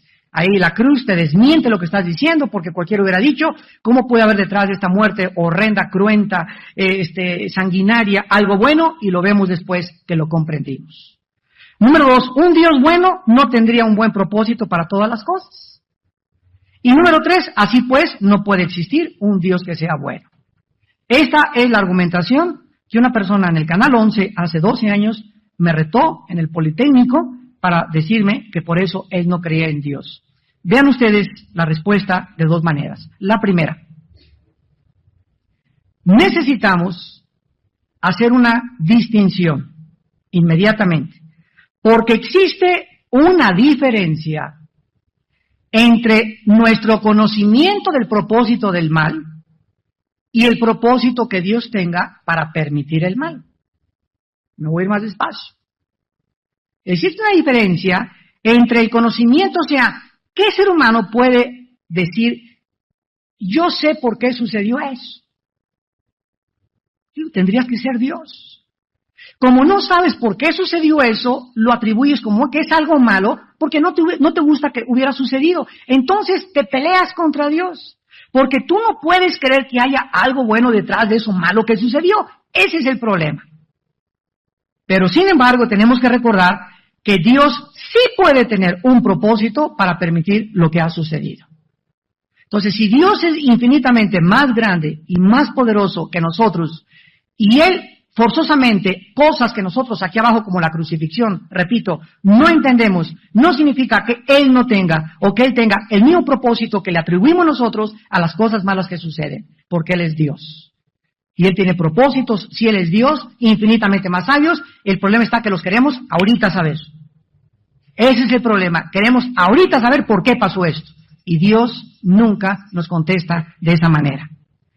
Ahora bien, entonces, aunque no conozcamos el propósito de Dios, por qué te robaron tu coche, por qué te asaltaron, sin embargo, la Biblia dice en Romanos 8:28 que todas las cosas a los hijos de Dios y a las hijas de Dios, ¿qué les sucede? A los que aman a Dios son para su bien.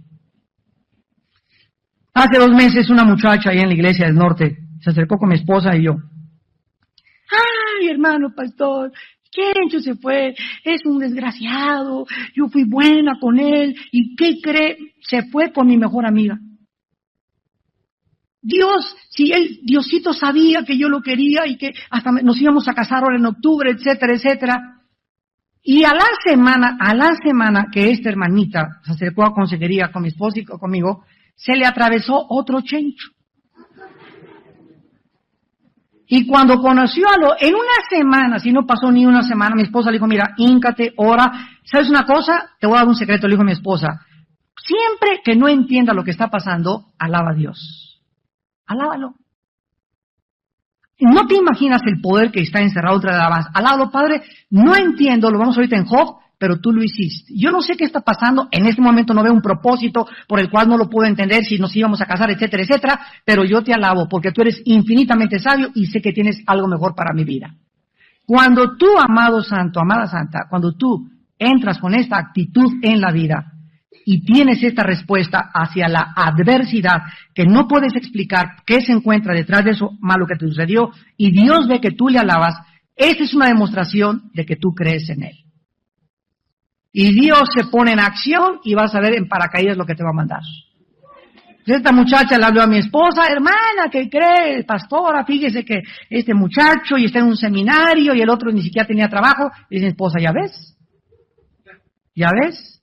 Y ahora, después de una semana, entendió lo que una semana anterior no podía entender y cuando lo entendió, alabó a Dios y se dio cuenta que lo que ella llamó malo una semana antes era que Dios había metido cirugía precisamente para quitar un tumor que le iba a hacer sufrir más adelante peor en su vida. ¿Te das cuenta? Nosotros no podemos ver muchas veces que Dios sí tiene un propósito para lo que nosotros llamamos al principio bueno. Entonces, no podemos asumir, para concluir esta primera respuesta, no podemos asumir que no existe un buen propósito para algo solo porque no conocemos lo que Dios tiene detrás. Esto es incongruente hasta filosóficamente. Y en segundo lugar, algunos males nos traen bienes mejores. Vamos a verlo en la Biblia. Si José no hubiera sido vendido por sus hermanos, no hubiera sido casi abortado por su familia, no hubiera sido encarcelado por su pureza, jamás José, si no hubiera pasado esas cosas que al principio él llamó malas, pero que desarrolló el bendito hábito de no amargarse en la cárcel, no amargarse contra sus hermanos, mantener su confianza en Dios. Si él no hubiera mantenido esa confianza, no entiendo por qué lejos de mi casa mis hermanos me odian, mi familia no me quiere. Ahora por mi pureza estoy en la cárcel, perdí mi trabajo por ser cristiano, pero te alabo y te bendigo, Señor. Después de que pasó todas estas cosas, entre comillas, malas, todas esas cosas que eran malas, eran el programa de Dios para que él se convirtiera en el gobernador de Egipto y toda su familia pudiera entrar a Egipto, trabajar en Egipto y servir al faraón. Veamos al terminar el libro del Génesis, capítulo 50, esta verdad. ¿Te das cuenta? Pero si tú no tienes ese hábito de, pues a mí puras desgracias, hermano. Me dejó a mí 2 esposos, el que cuando estoy me pega, esto me está pasando, bla, bla, bla, bla, bla, me violaron cuando era niña, me corrieron, me acusaron, me calumniaron por aquello, bla, bla, bla. Si tú eres cristiana y estás atravesando adversidades, pero tú estás viviendo una vida, no que te sonó tu esposo porque tú también le diste un cacerolazo, sino porque eres cristiana, si estás sufriendo por causa de Cristo, se va a convertir para tu bien, para que no me vayas a malentender. Entonces, cuando es por causa de Cristo, como José, se aguantó, no entendía por qué lo vendieron, por qué le pasó aquello, pero dice Génesis 50, versículo 20. Vosotros, les dice a sus hermanos, pensasteis mal contra mí, mas Dios, ¿qué cosa? O sea, ¿quién es Dios? Es el Dios que los limones que nos avienta, los hace agua de limón. Ese es el Dios que servimos. Es el Dios que las flechas que nos hieren y que nos lastiman se convierten después en nuestra propia armadura. Es el Dios que detrás de todas aquellas cosas que el mundo llama, porque no entiende, sufrimiento o malas, Él tiene detrás un propósito maravilloso que está contribuyendo para formar tu carácter. Todo lo que le hicieron en su familia, dice José, Dios lo convirtió, Dios lo envolvió y Dios lo transformó y me bendijo. Y ahora que veo la bendición por la paciencia y porque pude desarrollar el hábito de reconocerlo en todos mis caminos, los perdono, no tengo rencor contra ninguno de ustedes. Job, ¿qué le pasó a Job? Perdió familia, perdió hijos, perdió todo. Y todavía, por si fuera poco, le dejan a la engorrosa de la esposa. Porque era un gorro esa señora, sinceramente. Y todavía, o sea, yo estoy seguro, ¿verdad?, que él hubiera dicho, Señor, de una vez te lo hubieras llevado a ella. Pero Dios no se la llevó a ella. Entonces nos damos cuenta, ¿verdad?, que detrás de todas estas cosas existen cosas maravillosas que nosotros aparentemente no podemos contestar. Algunas personas piensan que pueden imaginarse que criaturas como nosotros, que somos libres, pero no tenemos ninguna posibilidad de hacer algo malo, ¿verdad? ¿No habría esto sido mejor para Dios? O sea, haber creado seres humanos que no hicieran nada malo. Esto es una imposibilidad teológica porque, repito, no existiría la libertad. Claro que Dios sabía que las criaturas se iban a rebelar contra Él e iban a abusar de la libertad. Ya dijimos, nuestra imperfección proviene del abuso de nuestra perfección. O sea, las imperfecciones y los defectos que yo tengo provienen del abuso que yo he hecho de la perfección original, de la libertad con la cual Dios me creó. Entonces, no es de Dios la mancha, es de nosotros. Las imperfecciones vienen del abuso de nuestra libertad. Dios le da libertad a las criaturas fueron las que abusaron de esa libertad, por lo cual el mal entró al universo. Ahora, Dios lo permitió y estamos viendo por qué lo permitió. Vamos a Job capítulo 11 y vamos a contestar algunas de estas preguntas, porque este es el libro más maravilloso que responde por qué sufren los justos. Vamos a partir de esta premisa. Tú no puedes estar en lo correcto y Dios equivocado. Para comenzar, número 1, tú no puedes estar equivocado en lo correcto y Dios equivocado. Cuando alguna persona se levanta contra el razonamiento de Dios y desafía a Dios para discutir con Él, esta persona se está levantando contra el mismo poder que nos hace a nosotros capaz de pensar y razonar.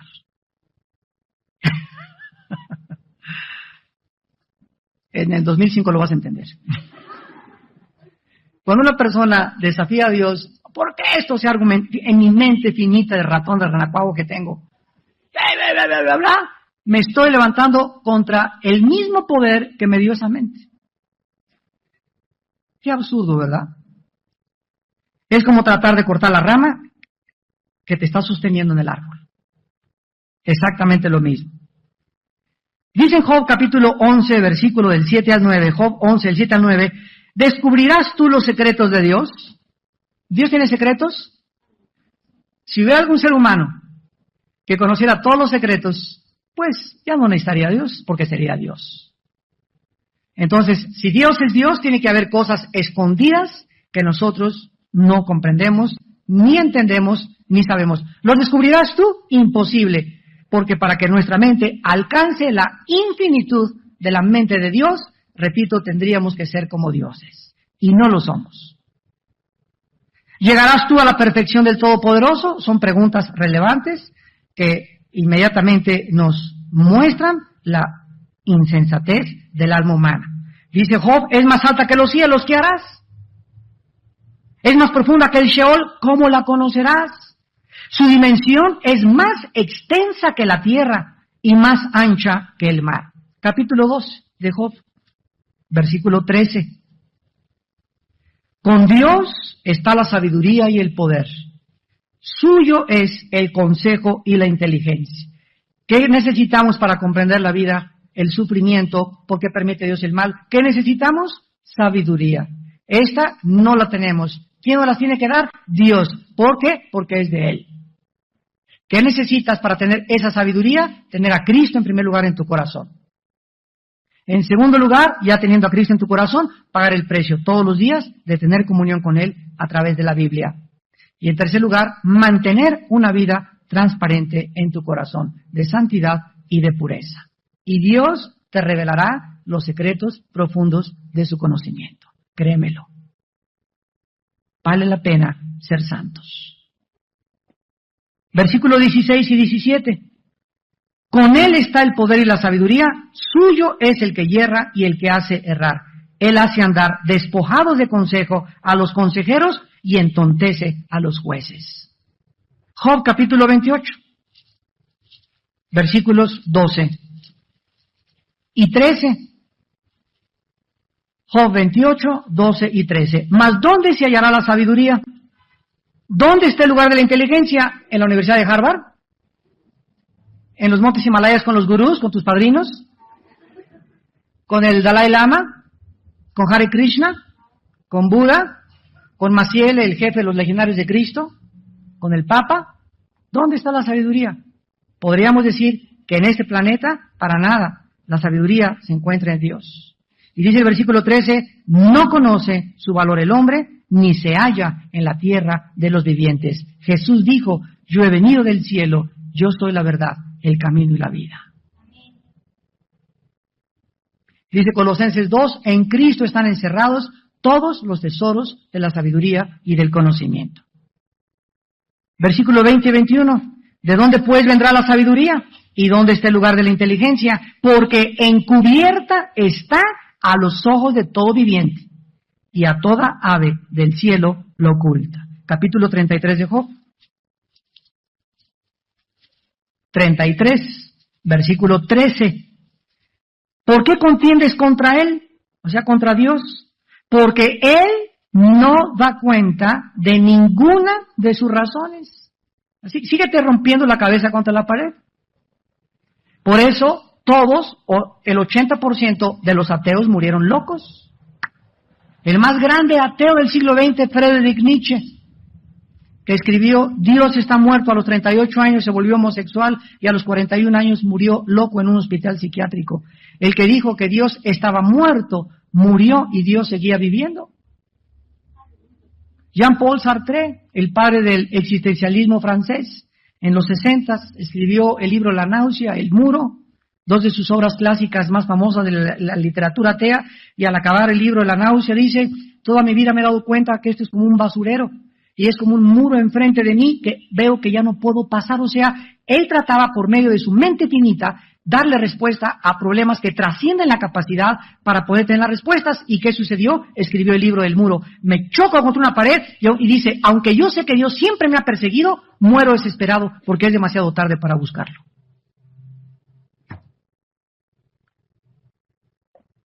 La estupidez de creer que por nuestra mente, proposiciones filosóficas, razonamientos, vamos a contender contra Dios y nosotros lo vamos a entender.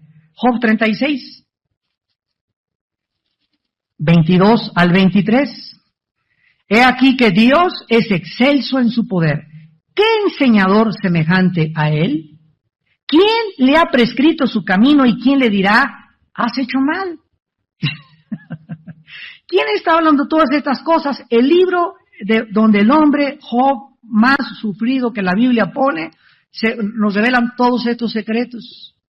Y donde este hombre Job no sabía, él no podía, o sea, ¿por qué, señores? O sea, ¿por qué perdí mi familia? ¿Por qué mis propios? Si he sido un hombre bueno, recto, temeroso de ti, explícame. Y pasó un año y el cielo se cerró, no hubo respuesta del cielo. Pero él siguió caminando y rascándose las llagas, acostado en la tierra, y no estaba: ay, para esto te serví, Señor, sino: Padre, aunque tú me deshicieres, en ti seguiré esperando. Yo sé que mi Redentor vive, y aún deseches mi piel, he de ver con mis ojos al Señor, y Él me purificará como el oro después de los sufrimientos. ¿Y qué es lo que nos enseña el libro de Job? La fe ante lo desconocido. David escribió: del día que temo, en ti confío. ¿Por qué dice el justo por la fe vivirá? Porque toda nuestra vida debe ser de confianza en Dios. No entiendo, Señor, pero sé una cosa: tú lo hiciste. Si tú lo hiciste, no necesito entenderlo, necesito confiar en mí. Solo te pido, dame paz. Esa es la actitud cristiana. Señor, en medio de esta tempestad que estoy pasando, que no entiendo lo que está, solo te pido algo, solo te pido una cosa: que tu presencia esté en mí, que tenga paz. Porque con su paz atravesaremos los valles de sombras y de muerte. Y finalmente, en el capítulo 40 de Job, además respondió Jehová a Job. Ahora Dios le dice a Job y le dice: ¿es sabiduría contender con el Omnipotente? El que disputa con Dios, responda esto. Entonces respondió Job a Jehová y dijo, y comienza Dios a darle todas las cosas que Job no podía entender. Y en el capítulo 42, versículo 2, le dice Job al acabar su vida a Dios, al acabar sus sufrimientos: yo conozco que todo lo puedes y que no hay pensamiento que se esconda de ti. ¿Quién es el que oscurece el consejo sin entendimiento? Por tanto, yo hablaba lo que no entendía.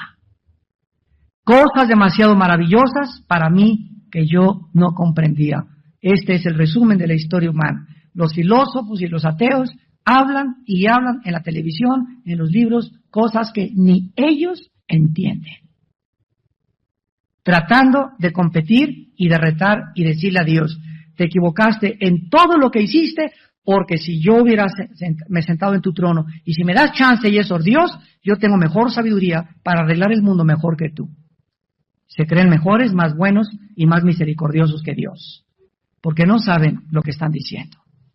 Por eso dice la Biblia que cuando nosotros confiamos en el Señor es fortaleza en el tiempo de nuestra angustia. Oremos.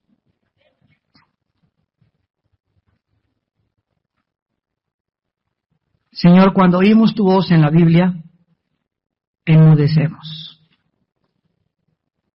Oh profundidad de las riquezas y del conocimiento de Dios. Cuán insondables son tus juicios e inescrutables tus caminos. ¿Quién conoció la mente de Dios?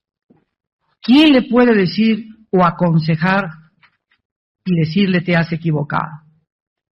¿Quién puede atreverse a decirle que eres más justo que Él? ¿Podrá el hombre justificarse con sus palabras? ¿Podrá el hombre inmundo en pecado y con su mente entenebrecida, encontrar la sabiduría de Dios, no podrá si Dios no nos la revela. Pero nosotros nos ha revelado el Espíritu, porque el Espíritu todo lo escudriña, aún lo profundo de Dios.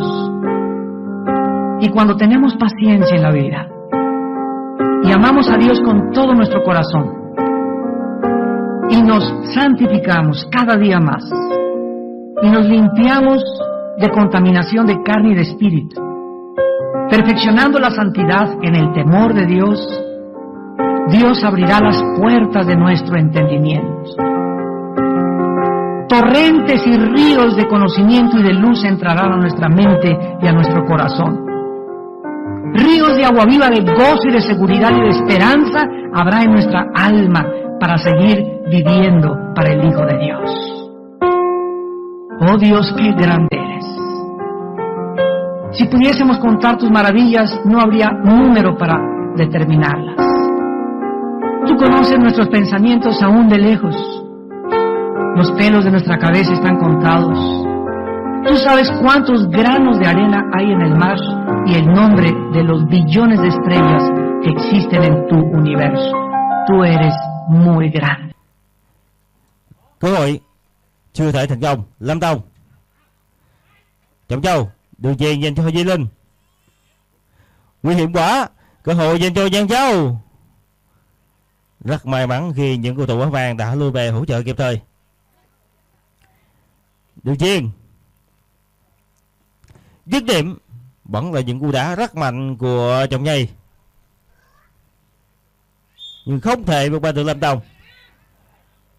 Một hòn đá tảng nơi phòng ngự của đội bóng bên phía team chài Cố Gắng trong trận đấu này. Rất nhịp nhàng. Phát đen, đường chuyền cho Nghĩa Mandini.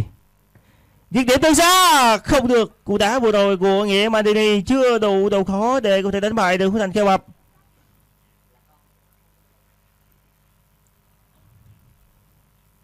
Nhiều khả năng trong những phút tới đây thì các cầu thủ của đội bóng nhà Thuộc Kinh Vi họ sẽ thay đổi phương án tấn công bằng những cú đá từ xa. Và Nghĩa Mandini là người đã làm điều đó đầu tiên trong trận đấu ngày hôm nay dành cho đội bóng nhà Thuộc Kinh Vi. Lúc này thì đội bóng vàng họ sẽ được hưởng một quả đá phạt góc.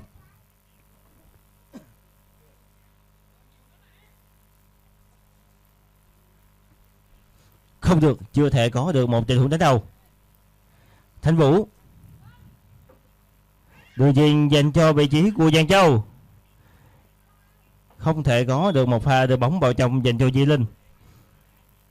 Di Linh trong trận đấu ngày hôm nay cũng đã có được một bàn thắng dành cho các cầu thủ của đội bóng team chài Cố Cám với một cú đá treo góc rất đẹp mắt.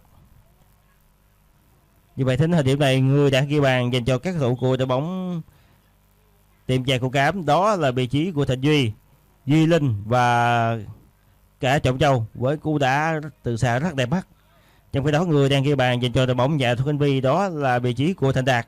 Cầu thủ vừa được tung vào sang hai người. Qua người rất khéo lại hướng của Trường Kha. Là hay là một tình huống mà Trường Kha và Trọng Nhây đã không hề hiểu ý nhau. Chưa có được một mối liên kết tốt đến từ hai cầu thủ này. Nghĩa Mandini, đường chuyền dành cho Đức Huy. Phát đen, Đức Huy,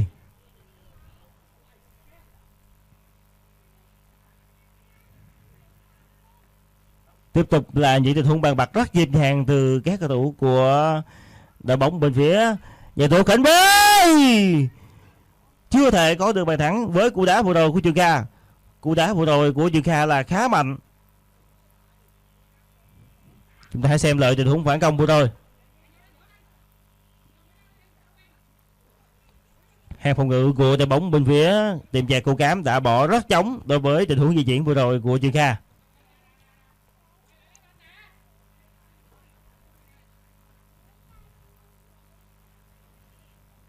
Tiếp tục là một đường chuyền dành cho Giang Châu.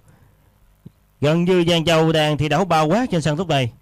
Trong đội hình của đội bóng team chài Cố Cám có khoảng thời gian mà chúng ta thấy Giang Châu bên hành lang cánh phải, và khi cần Khi cần thì cầu thủ này có thể dời sang cánh trái. Những tình huống đổi vị trí cho nhau rất đa dạng tới từ Giang Châu. Nghĩa Mạnh đi đường chuyền vẫn đang là các cầu thủ của đội bóng bên phía nhà thủ Khánh Vy. Thời tiết trên sân bóng đá Thạnh An lúc này cũng đã có được những cơn mưa rồi. Thật sự không dễ dàng gì để có được một trong những tình huống xử lý bóng kỹ thuật cá nhân hay là những tình huống pha bóng ngắn. Goal! Wow! Trương Kha đã tỏ sáng, người mà chúng tôi nói trong trận đấu này có thể tỏ sáng cùng với Trọng Nhây. Chúng ta hãy xem lại cú đá vừa rồi của Trương Kha. Một cú đá và gần như không có được một cơ hội cản phá nào dành cho Hữu Thành Khai Mập. Tỷ số lúc này đã được cố gắng xuống còn 2-3 dành cho đội bóng nhà thủ Khánh Vy. Bàn thắng này sẽ đem lại sự tự tin rất nhiều dành cho đội bóng nhà thủ Khánh Vy trong khoảng thời gian tiếp theo của trận đấu ngày hôm nay.